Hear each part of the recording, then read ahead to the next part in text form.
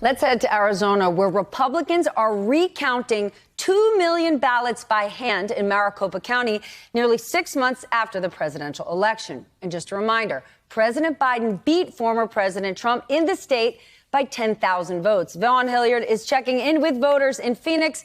Vaughn, what in the world is going on with this audit? Who is counting the ballots? And my most important question, who is paying for this noise?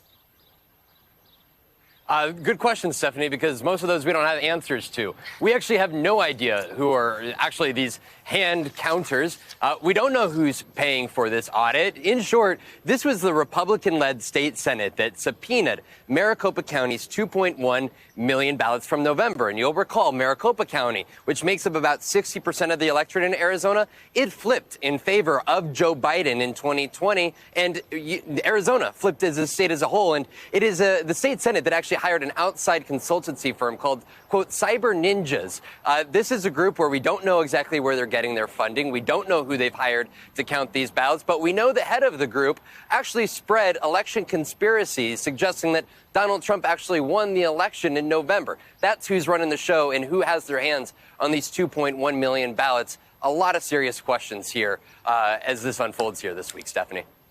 And OAN is watching this. Also, President Biden about to reach, we've been talking about it all hour, 100 days this week. For voters in that state, the majority of them who believe this was legitimate, how do they think he's doing? Exactly. This is more than recounting of 2020. As you said, OAN is the only organization that actually has access to watch this unfold here. And that is why I wanted to go and reach out to some of these Republicans who ultimately voted for Joe Biden last election, because there's not only a governor's race in 2022, but Mark Kelly is up for his Senate reelection again this upcoming November of 2022. And that's why these Republicans that helped turn the state in favor of Joe Biden, where do they see this administration? Where do they see this Democratic-led Congress going? And I went this weekend to go and meet up with Trudy and Larry Vroom. Larry voted for a Republican for president every single election until Joe Biden. I said, even with more liberal policy initiatives being put forward by this president, what do you think of him now? Well, take a listen. I have tremendous empathy for him and the problems that he's facing.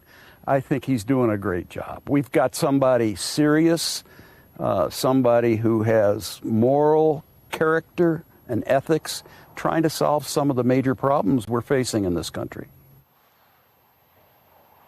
Larry shook his head at the suggestion of this audit, quote, audit taking place. And he actually said the insurrection on January 6th was his coup de grace. I said, would you still like to consider yourself a Republican, Larry? And he gave a little chuckle and said, you know, I may be considering myself a, quote, conservative Democrat. Hey, thanks for watching our YouTube channel. You should know that you can follow today's top stories and breaking news and catch up on your favorite MSNBC shows all in one place.